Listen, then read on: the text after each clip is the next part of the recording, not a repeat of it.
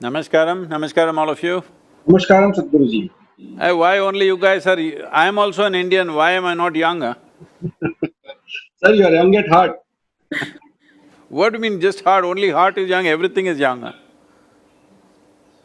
That's why I'm talking to you, because I am also a young Indian only. Yes, absolutely, sir. And Oh, Namaskaram, Sadhguruji, wonderful, and welcome. wonderful to meet all of you, all the young people. Namaskaram. Good afternoon, everyone, and welcome to a conversation with Sadhguruji on rising up in challenging times.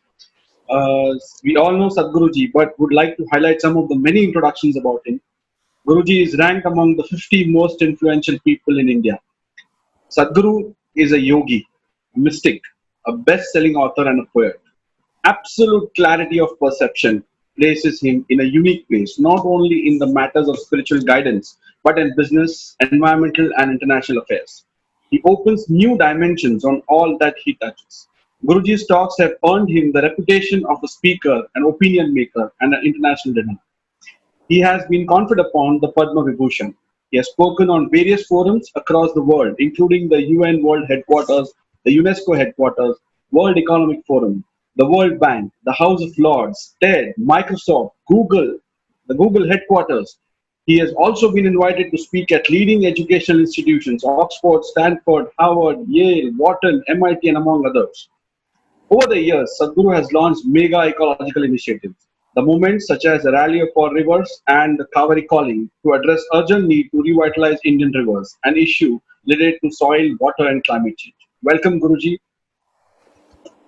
Guruji, to introduce young Indians in a few words, we started in 2002, and in the past 18 years, we have steadily grown in 49 strong cities, creating and fostering an ecosystem of innovation, entrepreneurship, and empathy with our 30,000 UA students. We also work with a network of schools and rural pockets across India, engaging young minds on the concept of road safety, gift in organ, Project Masoom, accessibility, and climate change.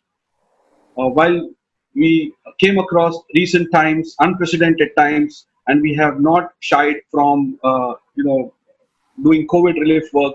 We have touched approximately 7.5 lakh people in COVID relief and providing them with food, shelter, uh, PPEs, masks, wherever the need arises.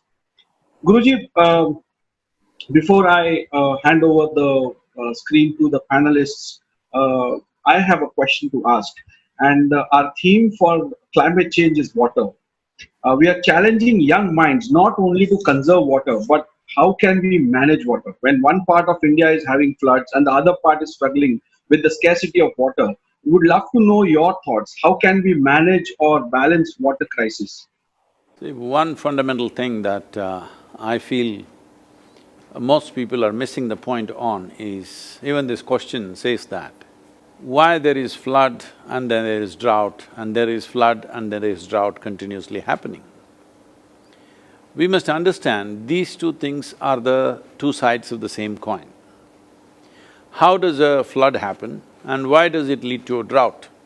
One classic example of this was the Kerala flood, and within 2 months, all the wells are dry, everything is in drought condition. Within 2 months of such a massive flood which engulfed really a large part of the state.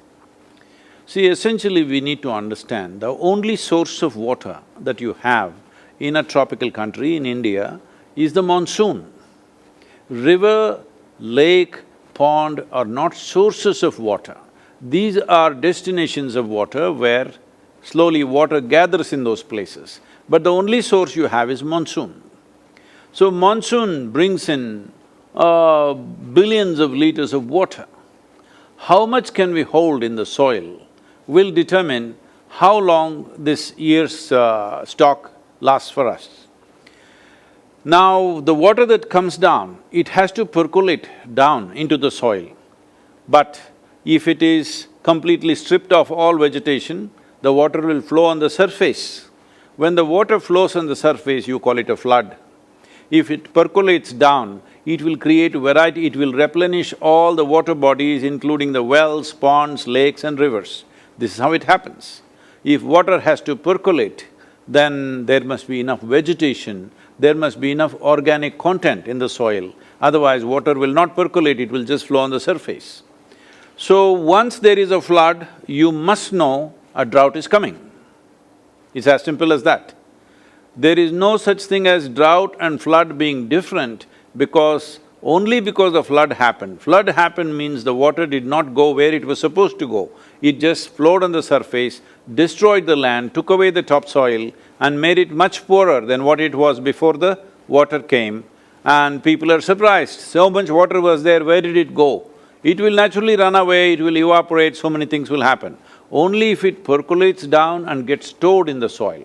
We must understand the greatest reservoir of water on the planet is soil. The average topsoil in the world is about 39 inches. These 39 inches of topsoil can store 8 times more water, that is 800% more water than all the rivers on the planet put together. That's how much water the topsoil can store. But right now what's happened is, in India now we have declared 52% of our soil as degraded soil. In a tropical land where it was so rich, one of the earliest nations to develop agriculture, which we have a history of over 12,000 years of agriculture, because this was the easiest place to grow anything, because the soil was so rich. In terms of bioactivity in the soil, a fistful of soil in southern India, for example, good soil if you take, there are over 10 billion organisms, okay, and over 50,000 species of organisms, microorganisms. It is only if they are there, soil is rich, and they will only be there if there is substantial replenishment of organic content should be going into the soil. How will organic content go into the soil? The only two sources for organic content is the green litter from the trees and the animal waste. Animals are all going abroad, trees are gone long time ago. To what extent they are gone means, for example, Ganga Basin. Ganga Basin accounts for 1/3 of India's geography and 25% of its agricultural produce.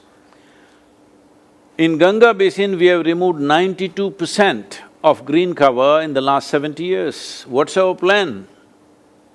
What is our plan? Our plan is a disaster, because our plan itself is a disaster. When we execute it or when it happens, it's going to be a bigger disaster.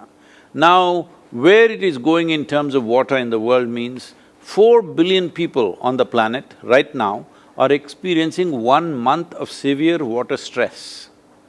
This, they're estimating in 15 years' time, will easily go into 3 to 4 months in a year, not 1 month. Right now, 1 month they're suffering, 3 to 4 months. This means your basic living itself will be upside down for nearly 4 billion people. In the last 25 years, 2.3 billion people also have been affected by floods. Today, 1 billion people don't have access to drinking water. This number is going to increase significantly.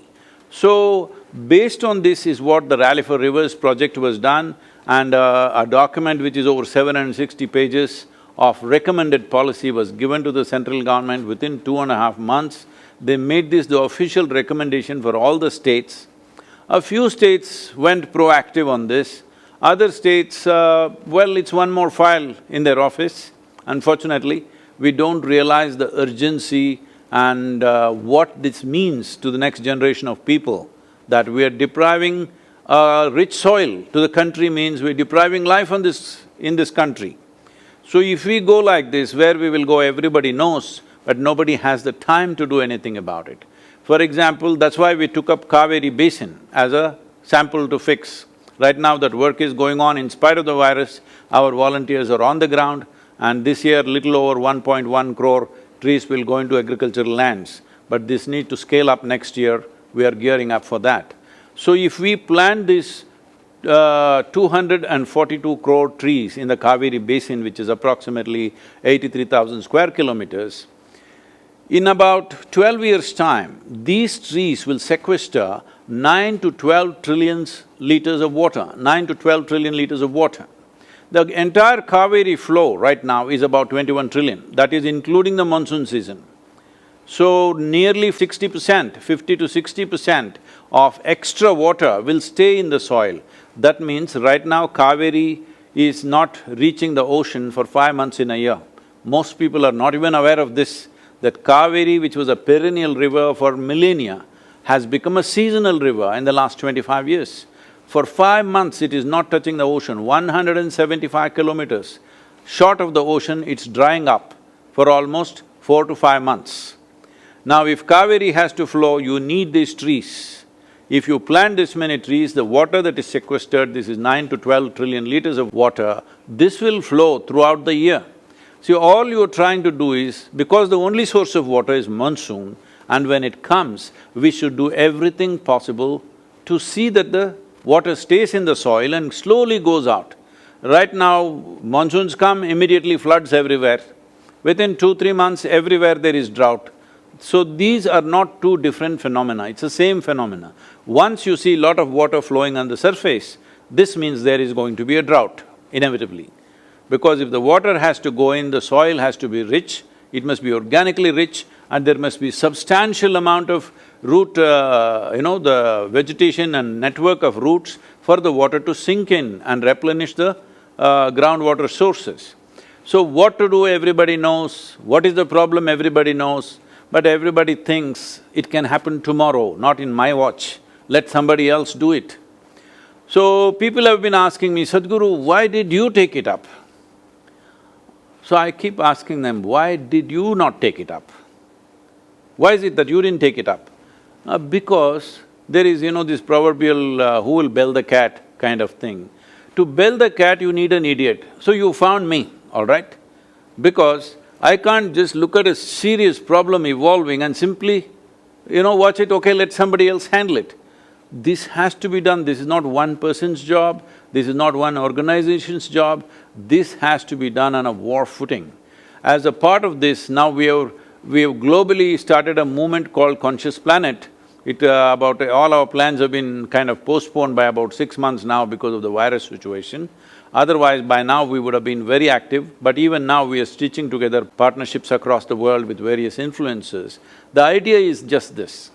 See, why is it not happening? Everywhere in the world this problem is there except a few countries. All the tropical and subtropical regions have the similar problem. Our problem is much more exaggerated simply because of the population density, but all of them have the similar problems. Why nobody is doing anything? Simply because there are resources. We want to build a house, we want to fly a rocket to the Mars, we want to do so many things, we want to build an army. All these are needed. In all this, who is going to do something which will bear result after 15-20 years? First of all, the problem behind all this is the democratic system of governance. In the sense, democratic governments have only 4 to 6 years of life. In this country, it's 5 years, in United States it's 4 years, there are few countries which is 6 years terms. So when the term of the government is only 5 to 6 years, why would any government want to invest on something which will bear fruit after 15-20 years? When they invest, they want things to happen in their time. So nobody is thinking long term, nobody wants to invest long term. I can do what I want, you people as an organization can do what you want, all this is useful and meaningful, but this is not going to fix the problem.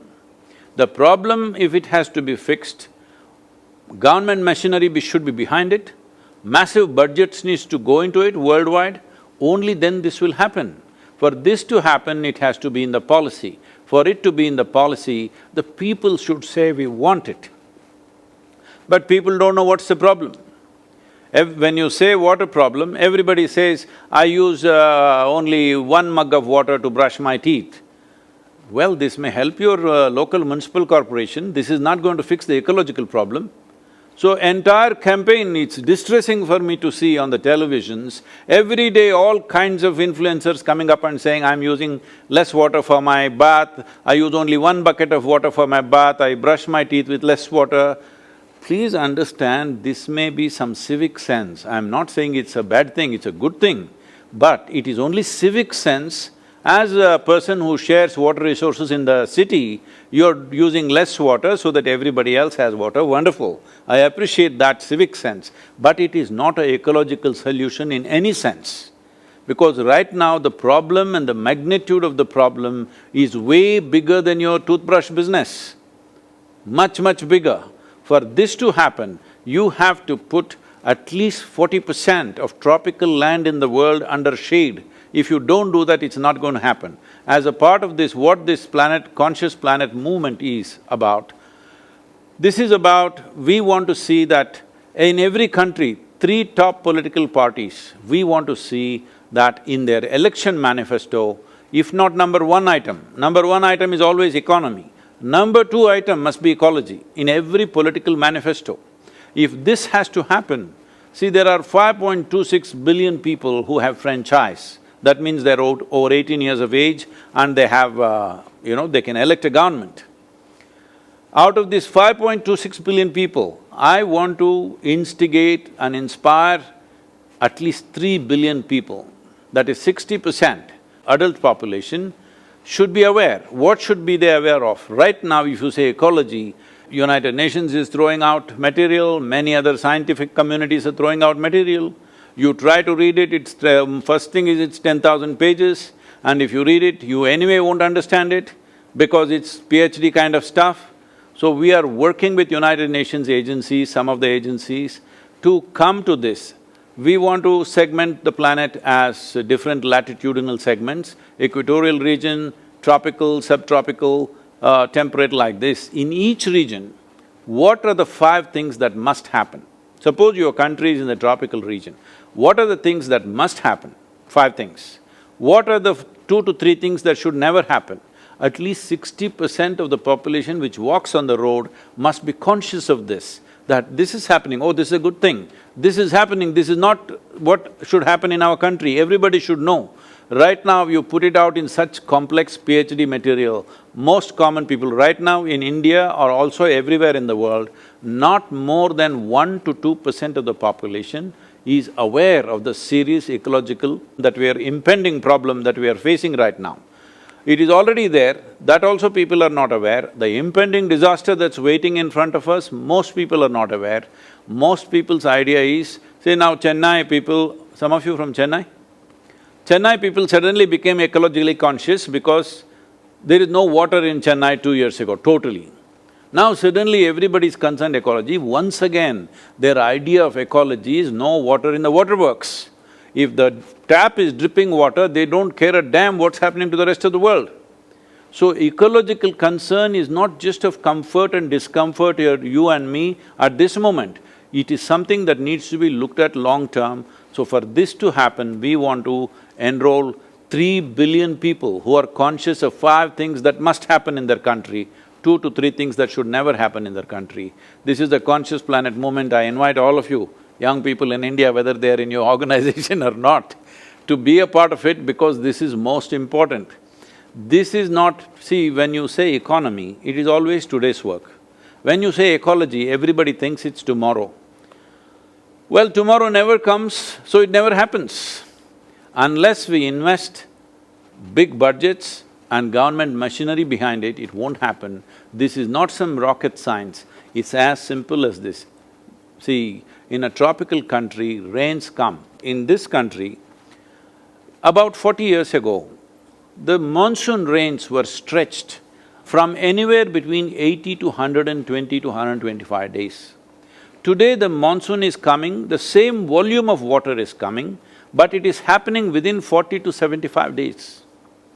See, it is already June end, still no monsoon rain, only pre-monsoon rains and then wind is coming, no rain is coming. When it comes in great volumes.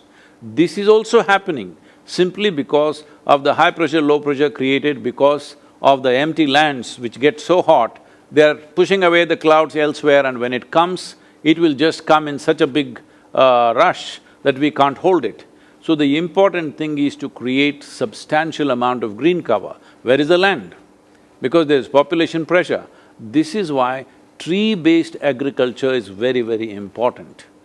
It's extremely important. We've converted over 70,000 farmers in Tamil Nadu alone to tree-based agriculture. Their incomes in 5 to 7 years have gone up anywhere between 300 to 800%. That is the kind of difference it makes to their economy, because what they grow is very valuable on the tree-based agriculture. This means not only trees, between trees they grow crops. So the nutritional value is very high, price is higher, the yield is higher, and above all, the soil is in good condition, because without putting tree leaves and animal waste into the land, soil will become sand. Right now, all the thing that they're throwing is bags and bags of salt. You call it urea, you call it complex, you call it whatever, essentially just salt. If we want to know what it does to the soil, none of us Indians can eat food without salt mixed in our this thing. If we have a half a kilogram or 1 kilogram of food, maybe 1 spoon of salt we're adding. But one day you must have a meal, one meal alone is enough, realization will happen. People must be served with just half a kilogram of salt to be eaten. One meal if you eat like this, you understand what we are doing to India's soil. Because if we kill the soil, we have killed the nation. Please, it's very, very, very important that this must happen in our generation, not in the next generation. Thank you, Sadhguruji. I am sure we are going to take this advice and work on it going forward. I also have with me Smita, who's my friend and also the Vice Chair of Young Indians. Smita, if you can unmute yourself. Yes. Good afternoon, Guruji. Namaskaram. It's such a pleasure to be here with you today. It's a unique opportunity for all of us. I've actually thought about this moment for so long, and the fact that we have… How did you foresee the virus, huh? Not the virus, but the fact that we were getting this opportunity to, interact with you. And there are so many questions that each one of us have in our own minds about the times that we are facing. And to get this opportunity to hear from you yourself, I think I've used this phrase before, and this is your words that I keep close to myself, that a guru cannot be chosen. Deepen your longing and the guru will choose you. And I think, Guruji, it is our collective longing today that we are here with you. I'd like to introduce, I think Raghu is not on the call, so I'll first start with the other question that we have for you. We've actually thought a lot about the times that we are facing, and I think one of the people that we sometimes look over is the fact that these are very, very unusual times for our children also. They are going through many, many challenging experiences, and I feel sometimes they are not able to verbalize their feelings properly. I look at my own children and I wonder what kind of things are they coping with, and whether they are even able to share them with me, and what sort of mental turmoil it must be bringing for them. So is there anything that you suggest, Guruji, that we can do to help them? I personally wish I was a child at this time, because no school for 4 months and no possible date announced. Oh, this would have been paradise for me. I don't know why children are suffering this anyway. So I think this is because I'm not trying to belittle the situation, it's a serious situation, all right, but a child is not made to worry unless he is being constantly groomed as to how to worry about everything by the parents and the teachers. Examination is coming, are you not worried? Why am I worried, huh? I mean, this is a talk that adults do all the time. Why is a child worried? You think worry is a virtue? You sit and worry about something, you think it's a virtue? No, it's a disaster, because you don't know how to handle your own faculties. Your thoughts are getting into compulsive mode and you're worrying. And unfortunately, fear and worry and all the anxiety, all these things, we are making a virtue out of it. Once you make a virtue out of it, well, they'll pick it up as early as possible. Maybe you started worrying when you were 18, but your children will start at 12. The next generation will be born worried maybe, I don't know because we are creating an atmosphere like this. See, compared to any generation which has lived on this planet ever in the history of humanity, you and me are doing better than that, isn't it so? Hello? All of us, is it not so? We are eating better, we are nourished better, better communication, better transportation, better everything, isn't it? But we are cribbing like nobody else ever did. So let the next generation not learn to crib at a very early age. It's very important that they appreciate what is there. No school means what's the problem? Even learning need not stop today. There was a time if your teacher did not read the textbook. You know, my father used to say when they were… he used to say, "Where is your textbook?" I throw it somewhere. And he says, "How you can do this? When we were growing up, there was only one textbook for the entire class. Only the teacher will read it loudly, or he will make one of the students read it loudly because nobody else could afford a textbook. Only one textbook was there for 50, 100 people. When I was growing up, all of us had a textbook. Well, it was not with me, it would be somewhere, but we had one. But today, what textbook? The entire library is on your computer, it's on your phone. The whole universe is right there. And what are we complaining about learning? What are we complaining about what? Except for those people who are threatened with starvation and those people who are losing their loved ones, or those people their own life is being threatened because they got infected, that's a different matter. Rest of us, this is the time to stay at home and improve ourselves, make ourselves into better human beings, make ourselves more competent, to use our thought, emotion, energy, body, everything better in this world. What is there to complain and worry about? Well, because we are not worrying because we are not able to go to school or to work. Because when they were going to work, I didn't see people dancing on the street and going to work, I didn't see any such thing. That happens only here at the yoga center. Because on the street, everybody is driving their dream car and you see their faces. Joy is the last thing that you can find, you don't find a trace of joy in most faces. Only somebody who's driving a stolen car, you will see they're driving with joy. All the others, they're driving their dream cars with great worry. So, please do not in any way, aggrandize worry, fear, anxiety. This is not why we are living here. We are not living here to go to school. We are not living here to go to work. We are here because we want to have a profound experience of life, and when it comes to activity, we want to have maximum possible impact we can have in the world. This is all, isn't it? Hello?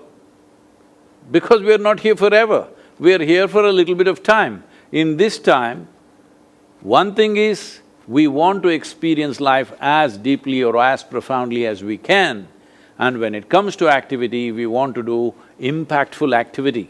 In some way, it must have impact in the world. Well, for this, you can do it by going to school, you can do it by not going to school, you can do it by going to work, you can do it by not going to work. In every possible way we can do it, so let's not waste this time. This is a tremendous opportunity, this may never come again, that you are at home. See, for me, in the last 40 years, I've never been home for more than 8–10 days at a time. Never. Now I'm at home for over nearly 80–85 days, I think now, over 80 days.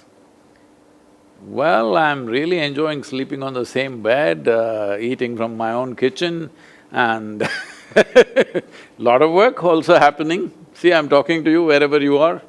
Otherwise, we were stupid enough to think if… where are you from, Smita? Guruji, I'm in Lucknow. I have had the privilege of welcoming you here before also. Okay. So, we were stupid enough to think that if I have to see you, I have to come to Lucknow. Okay, now look at me, right here with you. We're all getting smarter, aren't we? So, let us use this opportunity to make our lives better, because rarely our lives give time for us to even take 5 minutes to do something that we want. We were all over the place because activity just keeps you up.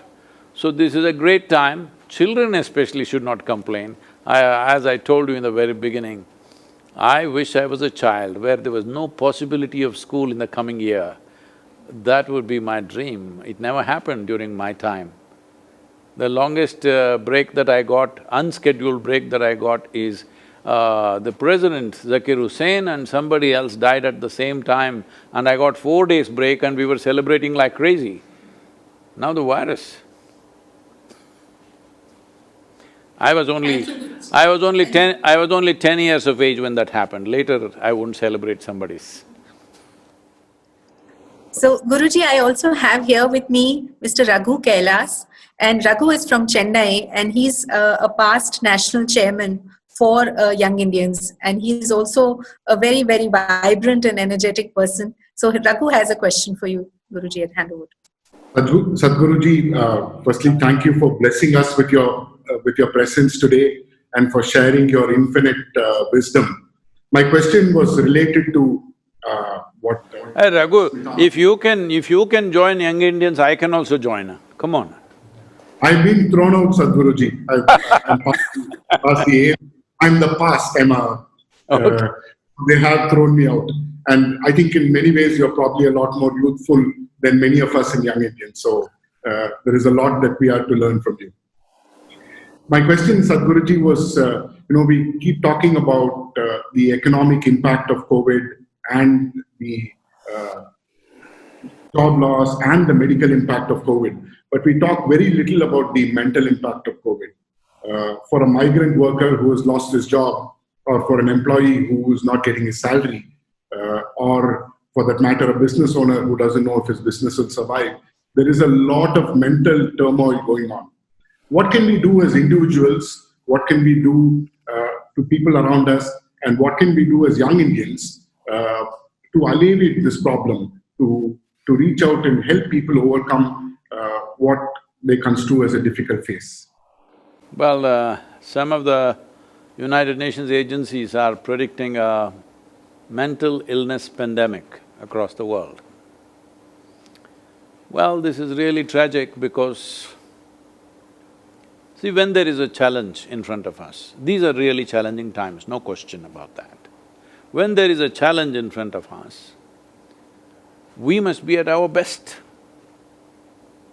Physically, mentally, emotionally, energetically, we must be at our best.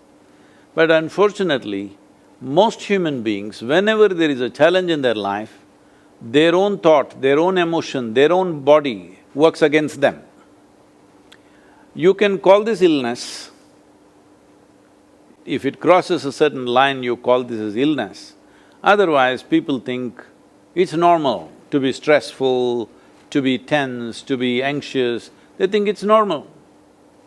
I don't have a job, I'm stressed. If I have a job, every day I have to go, so I'm stressed. All right, tell me one thing that they're not stressed about. If they're poor, poverty stresses them. You make them rich, tax stresses them, all right? No education, that stresses them. Put them to school, examination stresses them. No marriage, that stresses them. Get them married, you know. So many things. Tell me one thing that they are not causing suffering to themselves with. Just whatever you give them, they will try to poke themselves. Above all, let's look at the most fundamental thing. What is this mental turmoil that one goes through? This is all it is. See, you heard of Charles Darwin. Charles Darwin said something like this.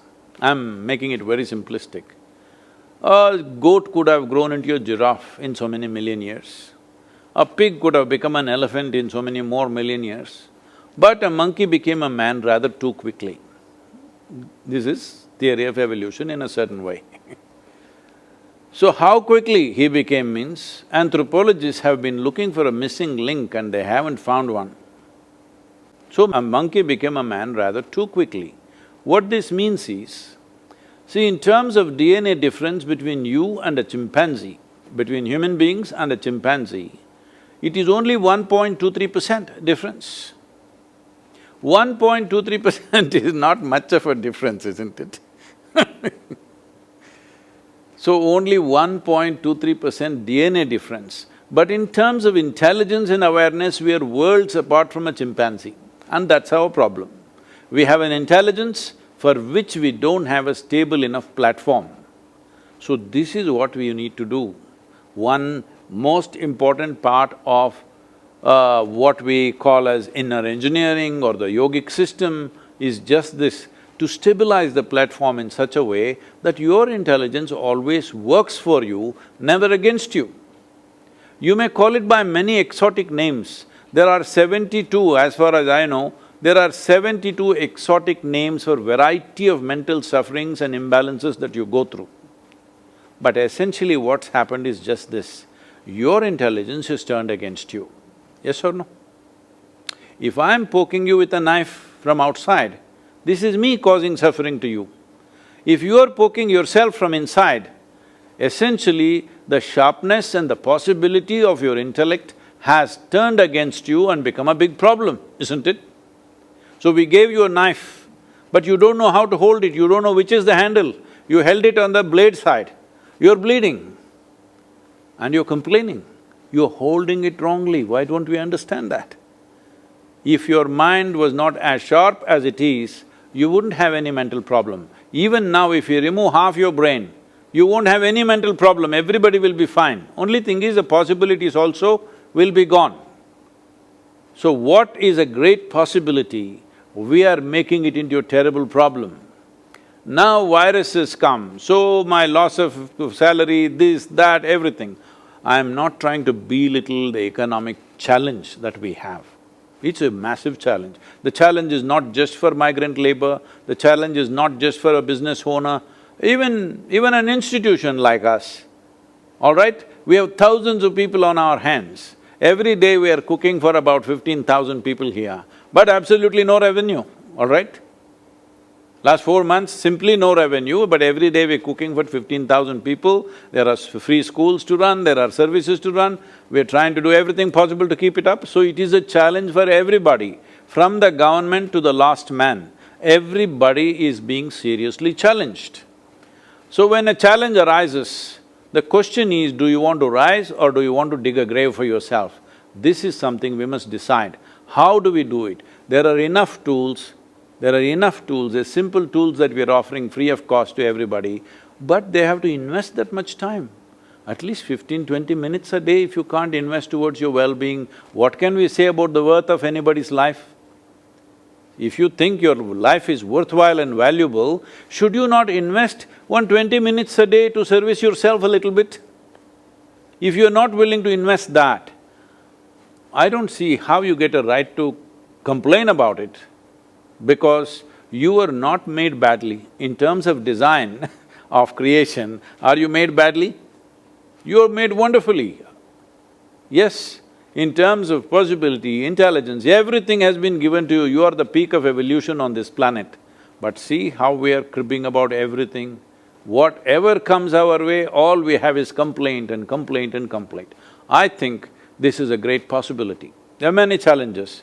Maybe we will have to live like how we were living 20 years ago, probably, in the next 6 months or 1 year, possibly. It's very much possible if things go wrong. If this continues as it's surging up again, suppose these cycles of, when you do the lockdown, it'll come down, when you relax it, it'll again go up. If this keeps happening, if the virus doesn't mutate and becomes more mild that we can easily manage it, if that doesn't happen, if it keeps happening for the next 12 to 18 months, very easily we will start living how we were living 25 years ago, 25 years ago. Well, we have to do with less. It's all right, 20 years ago life was not bad, it was good. Only problem is, in the last 20 years, we pulled out nearly 240 million people from below the poverty line in this country. But unfortunately, it'll push them right back once again if this happens. But we have the experience of 20 years behind us. It need not necessarily end up like that. We can transform this. If human beings, instead of filling themselves with anxiety and worry and nonsense, if they fill themselves with joyfulness, love and compassion in their hearts, they will come up with something to do. It is a challenge. You are in Chennai, so do you ever no, I don't think there's any wave surfing in Chennai, isn't it? Nobody is surfing the waves. Nobody even goes to the beach except to eat kadlekai, unfortunately. I'm saying all these things matter because we are staying away from life itself, so everything seems to be a challenge. If you are riding the wave, what would be your dream wave? Tsunami, isn't it? Hello? If you were riding a wave and you know how to ride a wave, your dream wave would be 100-foot tall wave which is called a tsunami, which everybody thinks is a disaster. No, it is just another big wave. We must know how to handle it. Well, some of us will pay the price with our life, some of us will lose people who are dear to us, we will lose our comforts, maybe our life will go back, but this doesn't mean it's end of life. This is important. Above all, there are tools to manage, there are tools and technologies to manage our inner well-being. This is what inner engineering is about. I really ask all of you at this young Indian group, go through this. For others who don't have the intellectual bandwidth to go through something like that, there are simple processes, 10-15 minutes, all free of cost. They can just download an app and do these simple things to bring a sense of balance in their mind, balance in their chemistry, and above all, enhance your immune system, which is what is going to keep us alive. One fundamental challenge we have, which is the only thing that we must bother about right now is, in the next 12 months, all of us should stay alive and ensure people around us stay alive. That's a challenge we have to take care of. Rest is just a situation. It's for us to handle it well or badly, isn't it? Absolutely. Thank you, Sadhguruji. Incidentally, we have a very nice surfing school here in Chennai. So, let's see, they have a surfing festival every year. Okay Thank you, Guruji. Guruji, I'd also like to introduce you to some of our Yuva students. So young Indians actually associate very strongly with the youth of the country, and in endeavor to make a difference to the future of the country, we associate 30,000 Yuva students across and we have two very, very bright ones here with us today. And I'd just like to introduce to you, so we have Yashwant Siddharth, who's a final year graduate student from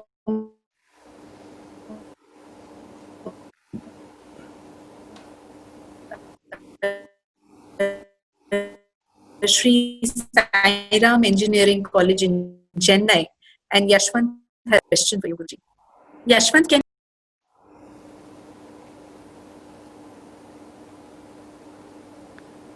Namaskaram, Yashwant. Namaskaram, Guruji. I've been a very big fan of you, and I've been watching all of your interviews lately with Tom Billieu, with other dignitaries, and it's been a really wonderful experience. And my question for you is pretty much probably the mainstream question that everybody has, because we are right now in the process of graduation. We're very unsure about that.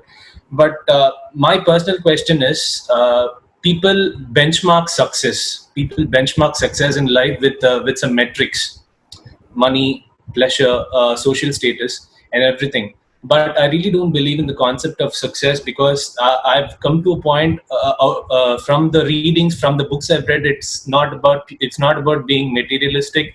It's not about the external pleasures that we seek. But there has to be a level that one individual can reach so he can claim success for himself. How do you identify that success? How one individual identifies that kind of success for him? See, the problem with human beings is, you put them into a certain social circumstance and they will let that social circumstance rule their entire life. Now you're in Chennai, your idea of success is what is in Chennai, you want to be little up there. Suppose you are in United States, what is there in that you want to be up there. Like this, people are allowing a social situation to craft their consciousness. This is not the way life is made. Human consciousness should determine the social situation. Social situation should not determine the human consciousness. Having said that, the simple way to understand this is, you pay attention to any other life. Let's say an ant is crawling, what's his idea of success? A plant or a tree is standing there, what is this mango tree's idea of success? Please look at it. What do you think the mango tree wants to do? It wants to grow coconuts? There's no such thing. It wants to be a full-fledged mango tree. What do you think is the idea of success in an ant or an elephant? It wants to be a full-fledged ant or an elephant. This is all. You want to be a full-fledged human being, that's all it is.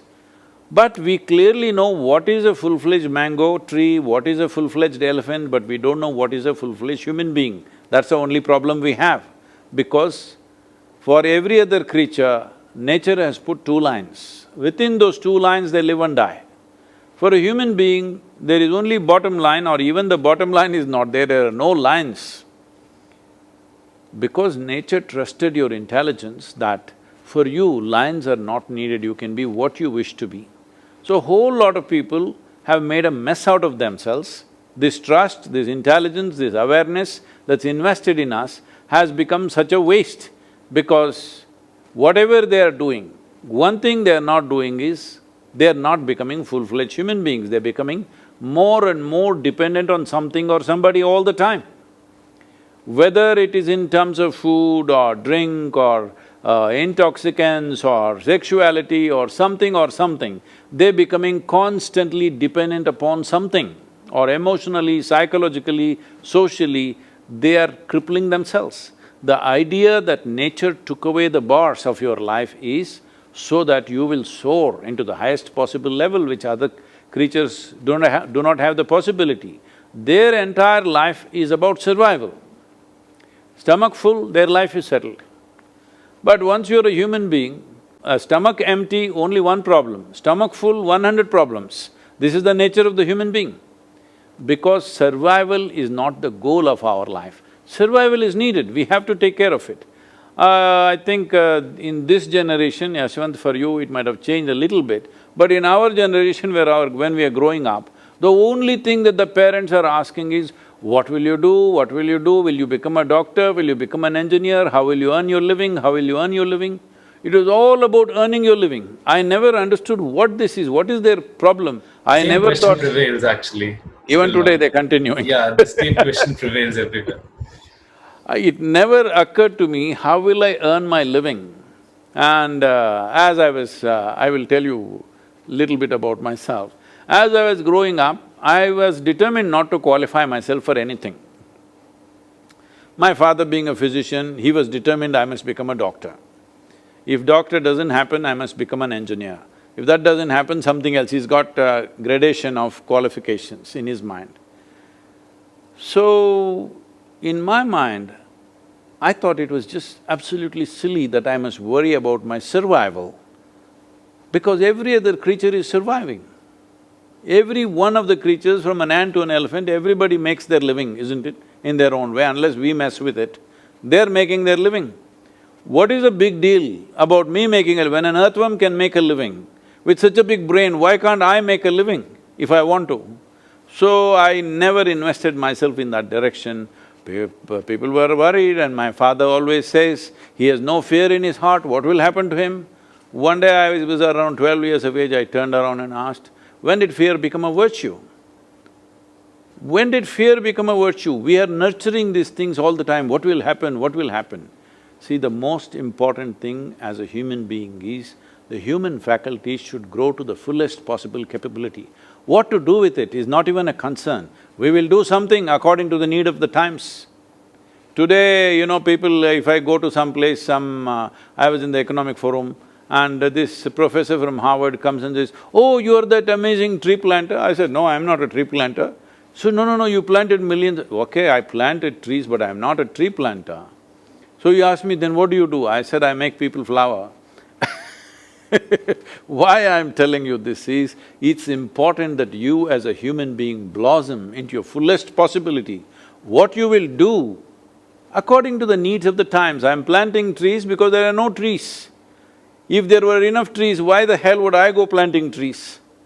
I will do what is needed, because when you are full-blown human being, you will have no needs of your own. You will simply pick up what you can do best and do that, and that's how a human being should be. At this stage in your life, do not invest in fear thinking it's a virtue, do not invest in worry thinking it's some great thing you're doing. It's the dumbest thing to do, to turn our own intelligence against ourselves, isn't it? Your intelligence should work for the well-being of this life. If this life is well, really well, it will ensure that everything around is well naturally, because that's the nature of life.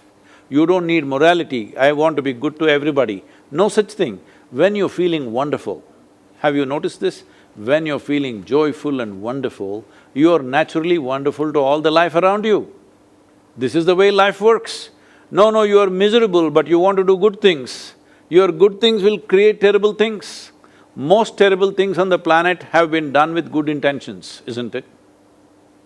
So it's not good intention, it's not morality, it is not values and ethics. What is needed is, if a human being is full-grown and feeling wonderful within himself or herself, absolutely blissful and wonderful, naturally they will do their best. And that's all that needs to happen, and that is success. That you are a full-grown human being, that is the greatest success. Thank you, Guruji. And I'd like to introduce Anausha Divakar. She's a fellow Yuva member, and she has a question of her own to ask you. So I'll pass on the session to her. So just to introduce Anusha Guruji, she's actually turning 21 tomorrow. And she's going to start her second year. She's currently doing her MBA in Communications and Digital Marketing. So Anusha, over to you. Namaskar, Guruji. Anusha, can I wish you happy birthday, because that means I'll be preponing your birthday by 1 day and you'll get older by 1 day. Is that okay? Happy birthday to you. Sure. Yes, thank you. Thank you very much. So my question was that the current scenario has increased the focus on self. Now it's all about the being of self and the life of self and the livelihood of oneself. So in such a case, what happens about contributing and giving such that we do not become a very individualistic society? Well, I understand the relevance of the question, but I want you to look at the other side of it. See, as a person, self means you're talking about yourself as a person. If you are not doing well, what good things can you do to other people? It's very important that you're doing well. So as I said in the previous question to Yashwant, it is not because you have a great intention you will do great things. Simply because you have great capabilities, you do great things, isn't it? Without capability, you have intention. What is the point? Well, your good intentions are fine, but it is only going to make you extremely frustrated when you have good intentions and you have no capability. So competence and capability are of utmost value. Good intentions can come very easily, because when you are feeling wonderful, when you are joyful, do you see you have good intentions for everybody? And when you're miserable, do you see you want to scratch somebody's face? Yes or no? This is true for every human being. When you're feeling horrible, you want to do horrible things to people. When you're feeling wonderful, you want to do wonderful things to people. So the most fundamental insurance that everybody must take is that you're joyful by your own nature, not because of something that's happening to somebody or to you. You're just joyful by your own nature. Now it'll be very natural for you to do pleasant things to everybody around you as much as you can. Now, once it is natural for you to do pleasant things, how much can you do is not determined by your intention. How much can you do is determined by your competence and capability. So, enhancing the competence and capability of the self is very, very important, because you cannot enhance the competence and capability of a society or a nation without enhancing this, because individual is very, very important, because that's a reality. You exist. What we call as a society is just a word, it's a concept. What you call as a nation is a concept, but you exist, isn't it? So the only thing that you can enhance is individual people. If you do not enhance individual people, if you do not create great human beings, there is no great nation, there is no great world, isn't it? Only when you create really great individuals, there is a great generation of people. Otherwise, rest is all just talk, what we think in our minds, but in reality, it's only individual human beings who exist. Does it mean to say we start a religion of individualism, as it's happened in the Western countries and beginning to happen here also? and I'm very sure that that's what you're trying to address. But there is no point fighting against it, because this individualism has come mainly because people are constantly worried about their well-being. Why are they worried about their well-being? Fundamentally, they're not well, that's why. If you are feeling very joyful, you have noticed, Anusha, that on a certain day when you're very happy, you are willing to bend backwards for other people and do whatever they need. On a certain day you're little unhappy, that day you're not willing to do anything for anybody, is that so? It is so for every human being, because when you're very, very pleasant within yourself, you will bend backwards for anybody. But when you're feeling unpleasant within yourself, you will see how to do the minimum that you can do. You will not do the maximum. So being joyful, what it means is, or being not joyful, what it means is, if you are not joyful, even what you can do, you will not do. If you are joyful, one thing that will happen is, everything that you can do, you will do. So in our lives, if we do not do what we cannot do, there is no problem. But if we do not do what we can do, we are a disaster. So if you want to avoid this disaster, first and foremost thing is, this self must be joyful and wonderful. If this is wonderful, it will naturally do wonderful things. How much? Depends on the competence. Again, it's about the self. Absolutely, absolutely. Thank you very much. Thank you, Guruji. Guruji, if we can get a little bit more time with you, we don't want this session to be over at all. So if there is time for 2 more quick questions, then we'd like to be able to ask you those and then close this session. Please, let's do it quicker. Yes, Guruji. So Raghu has another question, I'm coming back. Guruji, you talk about realizing possibilities in this life. How does one know what possibilities exist for us, what our limit is, and how do we do this with an attitude of positivity and not get bogged down by our failures? See, these days because of satellites, we are missing this point. Otherwise, let's say we have a problem right now in the northern border of this nation, you know. There is a LAC, there is a LOC, and I don't know what the eastern border is because there is no line there, everybody's in and out. So, in the border, if you want to see something clearly, what would you do? You would climb a tree and look at it. Otherwise, if there was a hill, you would go and sit on top of a hill or a mountain and look down, because you know by going higher, you can see better.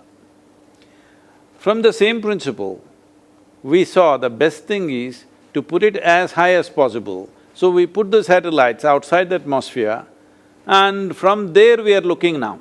So essentially, if you want to see better, you need altitude. Altitude means you have grown tall, that's what it means. So, if we want to see and spot the possibilities, one most important thing is we must grow tall. Tall, not just physically tall, that doesn't help in this kind of possibilities. The important thing is, see, the human structure is made like this. Our body is very frail compared to many other creatures. See, a virus that cannot kill even a pangolin kills us, all right? Can't kill a bat, but it kills us because we are very frail physically.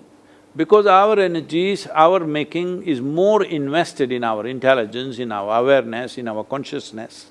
So our energies are invested not so physically, we don't have the robustness of a wild boar. But we have an intelligence, we have an awareness, we have a consciousness. These words are not very descriptive because in English language these words don't really say exactly what you want to say. Let us say what you call as your intelligence or your intellect, let us say. Your intellect is a certain computing machine. Depending upon the kind of data that you have, it will compute and arrive at answers.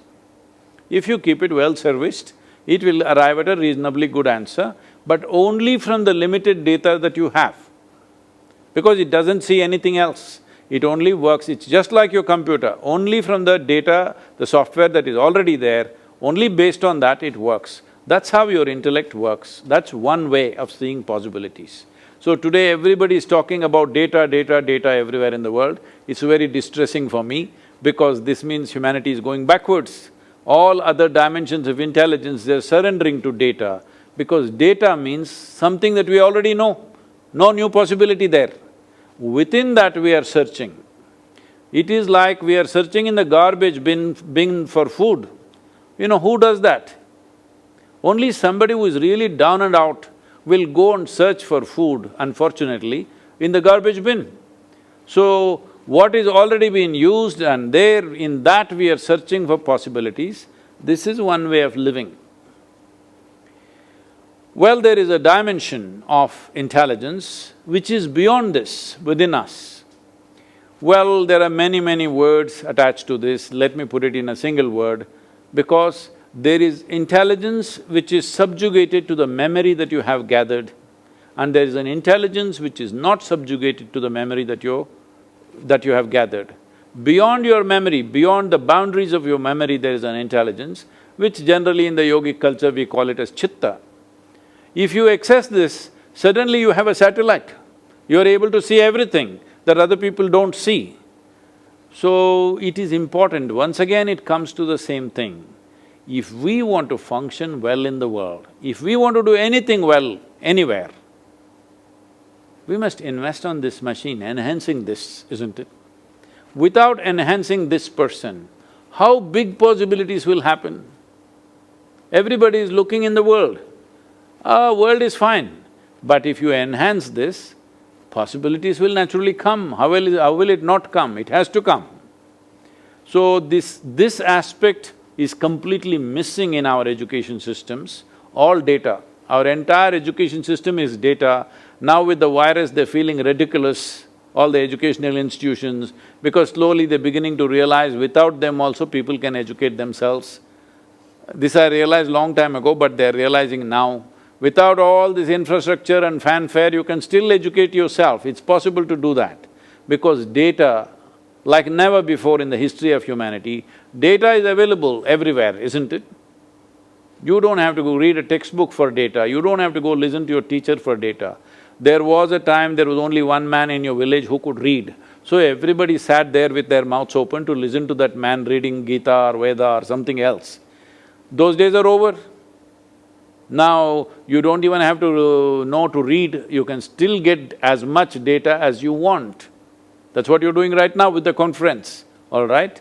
So once data is all over the place, investing our 20, 30 years of our life just to gather data is very silly, because at the tip of your fingers there is data. What you need to enhance is an intelligence which is not enslaved to your memory. Then possibilities, every possibility you will see, you will not miss a thing. Thank you, Sadhguruji. Thank you so much, Guruji. I think for all of us and for all the young Indians who are watching you at this time, this has been an exceptional moment. We've learned so much, and I think we have so much to take back with us. I think Karthik and I would definitely like to extend an offer to you, Guruji, to be a part of Young Indians. I think you are the I was about to ask you to give me a membership so that everybody will understand that I'm only 22. Absolutely, Guruji. That would be our privilege, and I think all of us young Indians would feel so proud to be in the same cohort as you. Thank you so much, Guruji. I'd also like to mention that we have here with us Harsh from Calcutta and Sandeep from Hyderabad, who are our learning chairs, and they've put in so much of effort to make this happen. Namaskaram, both of you. And I'd like to hand over to Sandeep for the final vote of thanks. Thank you so much, Guruji. It's been Yes, Sadhguruji, your gentle words today filled our heart with gratitude and showed us all the ray of hope. I'm sure all of us feel like a different person who has much positive outlook towards life. I sincerely acknowledge the time that you gave us for this session, answering our questions and teaching us how to live in this time of need. Thank you for being such an inspiration. Your spreading of love, appreciation and affection is contagious. Thank you for enlightening us on following issues like tree plantation, developing the ecosystem, tree-based agriculture, and importance of inner engineering.